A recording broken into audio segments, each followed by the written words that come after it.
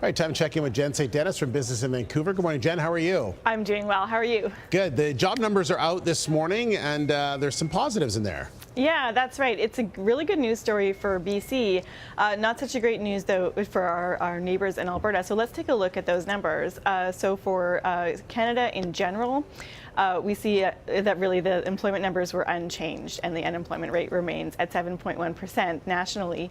Alberta lost 21,000 jobs and British Columbia gained 13,000 jobs. Now, that was enough to actually push our unemployment rate down to 5.8%. And it's a continuation of the story that we saw in March.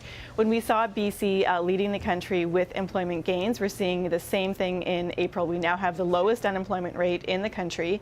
And it's sort of what economists were predicting for this year, that BC would have the highest economic growth as well as job creation. Steve? All right, amazing, yeah. And we'll have to see how things go with the fires, obviously, in Fort McMurray and what's happening there, what that's going to do for things going forward, because it's going to have a significant effect on that, especially with Suncor and all those having to pull workers out. So. Yeah, and there has been production halted, and that is all having an impact on oil prices as well as the oil industry in Alberta, for sure. We'll have to see how that works out. We'll keep an eye on that. Also keep an eye on WestJet as well. This is they're starting the new flights from Vancouver to London. This is extremely important for this company.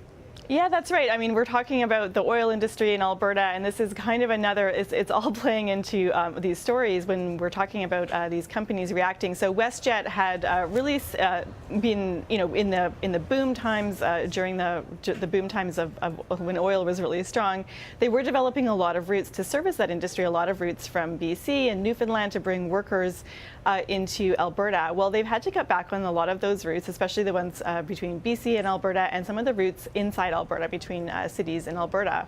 But they've been focusing a lot more on vacation destinations, and so this is part of their strategy. So they announced this route a while ago, but this is the day when they actually start to fly direct from Vancouver to London via Gatwick Airport.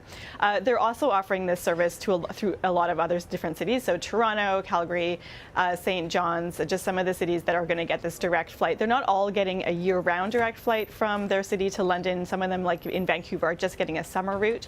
Cities like Calgary and Toronto getting a year-round route. WestJet expecting this to be profitable in its first year of operation. They're already seeing a lot of demand on similar flights to Dublin and Glasgow. So for this company, looking outside of Canada, or sort of connecting Canadians who want to travel outside of Canada, is kind of the key at this moment in time. All right, Jen, thank you very much. Denis for us from Business in Vancouver.